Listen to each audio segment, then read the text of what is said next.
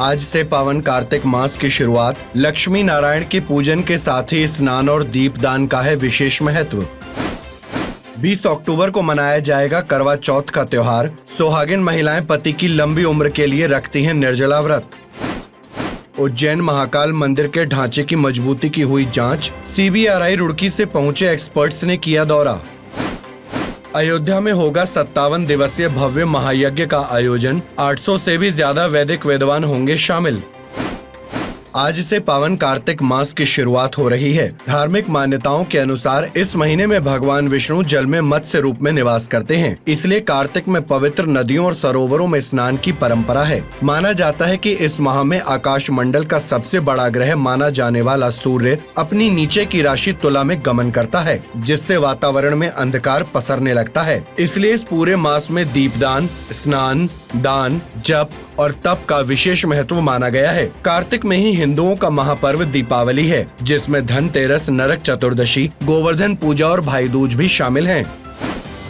20 अक्टूबर को करवा चौथ का त्योहार मनाया जाएगा। अखंड सौभाग्य की प्राप्ति के लिए हर साल कार्तिक मास की कृष्ण पक्ष की चतुर्थी तिथि को करवा चौथ का व्रत रखा जाता है। महिलाएं 16 श्रृंगार करती हैं और पति की लंबी आयु के लिए निर्जला व्रत रखती हैं। ये व्रत सुबह सूर्योदय से पहले शुरू हो जाता है और रात में चंद्रमा को अर्घ्य देने के बाद ही व्रत पूरा होता है। करवा का अर्थ है मिट्टी के बर्तन और चौथ यानी चतुर्थी, इसीलिए इस दिन मिट्टी के बर्तन का विशेष महत्व होता है।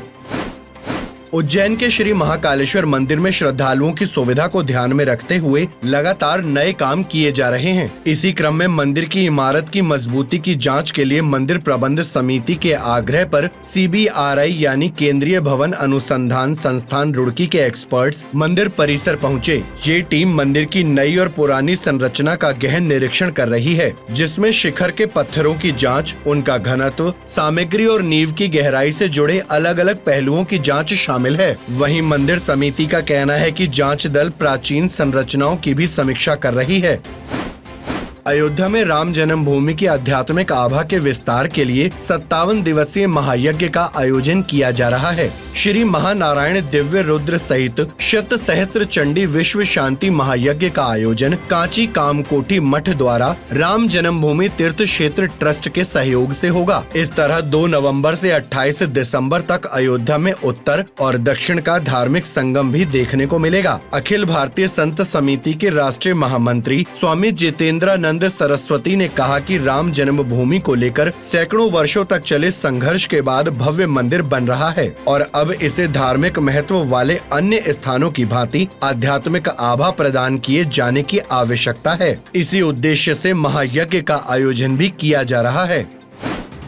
जनवरी में शुरू होने वाले महाकुंभ मेले के दौरान आने वाले करोड़ों श्रद्धालुओं के रहने और खाने की उत्तम व्यवस्था के लिए प्रयागराज में पेइंग गेस्ट सिस्टम को बढ़ावा दिया जा रहा है। इसके लिए जिला प्रशासन ने पहल की है और जिला अधिकारी की अगुवाई में एक कमेटी बनाई गई है, जो नए सिरे से इस व्यवस्था से जुड़े कामकाज देखेगी। जिले में अभी पेइंग गेस्ट हाउस की संख्या 26 है, जिसे कुंभ से पहले बढ़ाकर 2000 तक करने की तैयारी है। इससे महाकुंभ में आने वाले श्रद्धालुओं को किफायती रेट पर बेहतरीन सुविधा मिलेगी और नगरवासियों को भी आय होगी।